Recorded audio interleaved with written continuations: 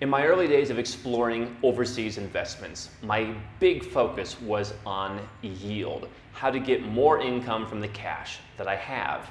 And that is increasingly important in today's low interest rate environment. People want to get a return on their money. And so while I think yield is still very important, in all my years of doing this, and all my years of personal growth, and all my years of being the nomad capitalist, there's one thing that I now prioritize over yield, and I'm going to tell you what it is.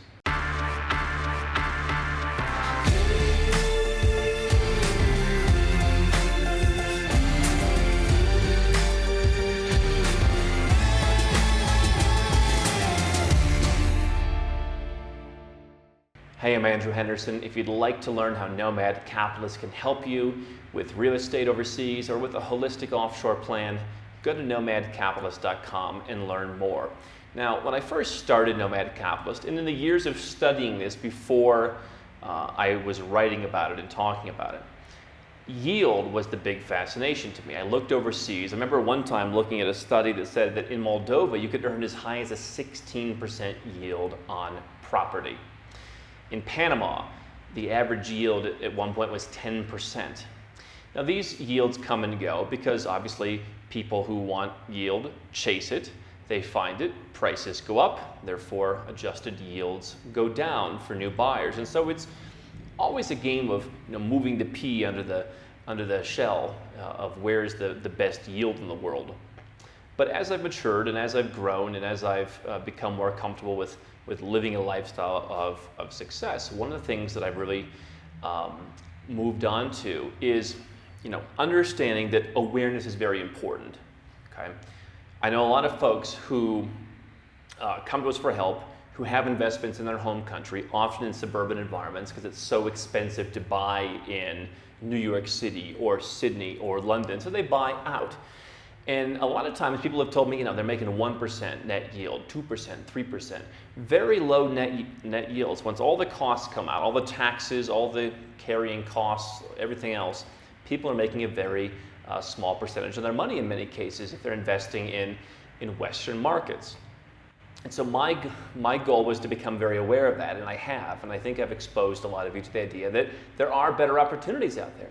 There are countries that have more stable growth, where they haven't had a recession in some cases in 25 years. There are countries that have consistent and higher growth, where maybe you make 10% a year. I know a guy who gets pretty consistently 12% growth on top of his yield every year. And then there are markets where you get higher cash returns. So for me, the big first step was being aware of that. But after awareness, I think, comes a next step. And for me, I've replaced yield with legacy. I'm standing in a new property that I purchased here in Bogota, Colombia. We're going to start renovations on it very soon. And for me, what I've talked about is the importance of buying in places where I believe there's a good story and where I believe you can get access to the best of the best. It's not the structure that goes up in value and real estate goes up in value, it's the land. And so for me, the ability to come to a country like a Colombia and many other countries around the world where I've done deals and buy in the best areas is very important. I think this is a mistake that a lot of first-time buyers make, where people say, Andrew recommended that we buy real estate in Georgia, so I'm going to Batumi and I'm going to buy a small condo from a developer. Well, there's a lot of oversupply in Batumi. There's nothing that's really that distinctive. And so when you go to the capital city like Tbilisi and you buy something that's old and has beautiful bones and the building is strong and you can renovate the inside, to me, that's legacy. When you come to Bogota and you buy here in the Beverly Hills of Bogota, where you've got windows basically on the entire 2 out of 4 sides and no one can build anything around you, that is legacy. And perhaps it's that I've gotten older, perhaps it's I've been doing this for a long enough time now, perhaps it's because I've become more successful in chasing yield and chasing after every dollar of rent is not my top priority anymore.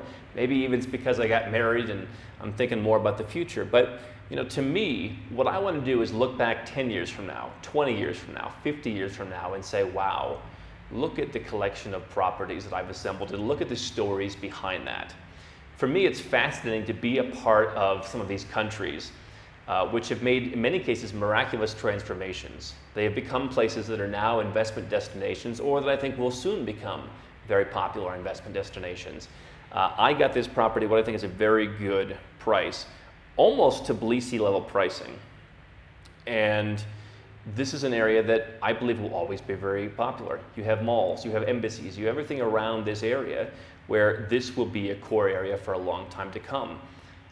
What I don't want to do anymore is be buying in suburbs, be buying in places that just don't have a value proposition.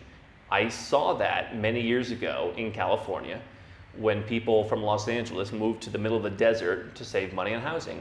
And when the housing crash came and they all lost their homes, they moved back to Los Angeles and started renting again.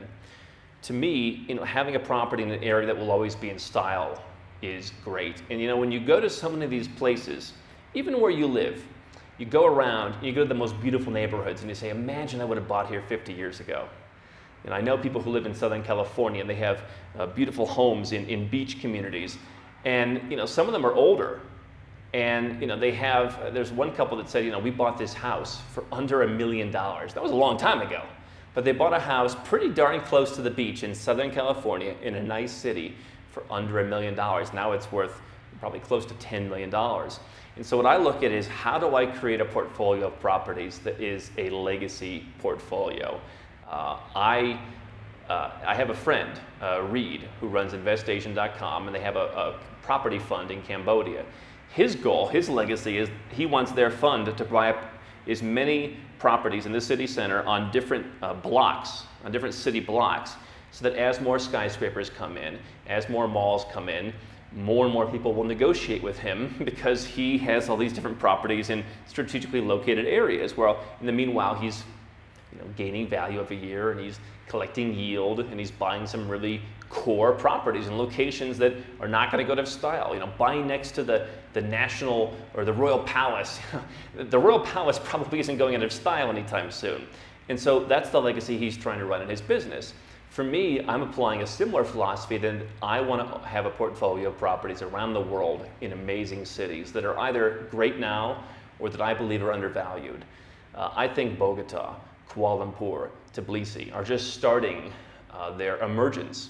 I think they're going to grow bigger and be more in demand.